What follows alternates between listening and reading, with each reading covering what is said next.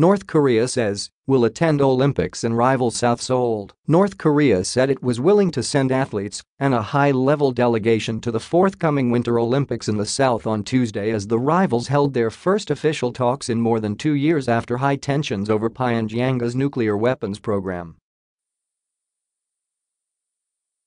Seoul urged that reunions of families divided by the 1950-53 Korean War, one of the most emotive legacies of the conflict, be held at the same time as the Games.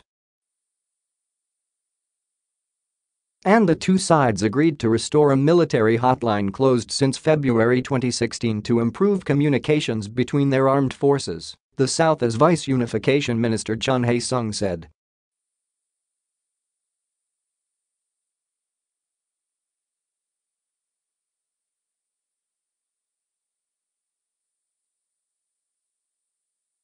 The North side proposed dispatching a high-level delegation, a National Olympic Committee delegation, athletes, supporters, art performers, observers, a taekwondo demonstration team and journalists to the Games, Chun told reporters.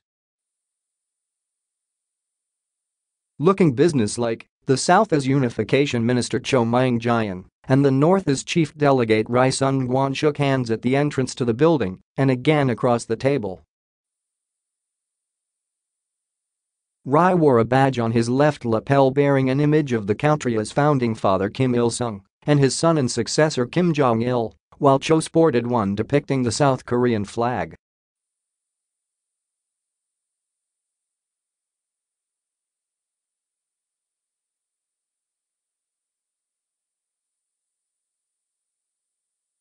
It also called for talks between the country's Red Cross organizations and military discussions to prevent accidental clashes.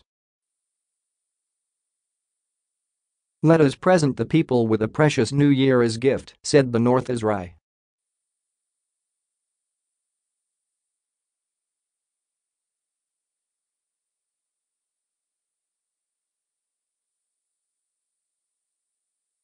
The atmosphere was friendlier than at past meetings, and Cho told Ri that Seoul believed guests from the North are going to join many others from all around the world at the Olympics.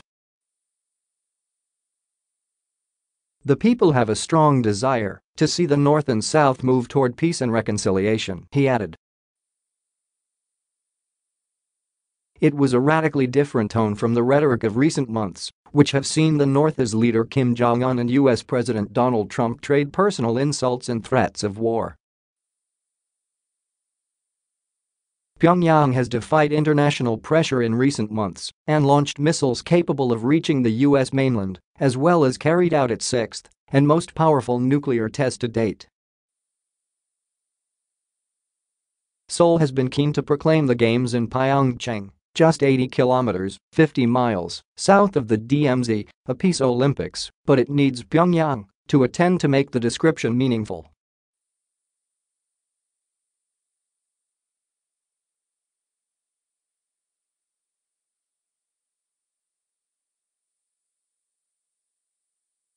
Last week, a civilian hotline between the neighbors was restored after being suspended for almost 2 years. Issues remain to be settled, including the size of Pyongyang's delegation. Only 2 athletes from the country have qualified for the Games so far, but hundreds of young, female North Korean cheerleaders have created a buzz at 3 previous international sporting events in the South. The group may stay on a cruise ship in Sokcho, about an hour's drive from the Olympic venue, which would enable their movements to be closely monitored and controlled. A high-level delegation accompanying the team could include Kim's younger sister Yo Jong, who is a senior member of the ruling Workers' Party, according to South Korean reports. Both sides expressed the desire to address wider questions than the Games.But Pyongyang has snubbed previous attempts by Seoul to set up further family reunions, saying it will not do so unless several of its citizens are returned by the South. The two sides will reach a smooth agreement on Pyeongchang, but what happens afterwards, said Ko Yoo-hwan, a professor at Dongguk University.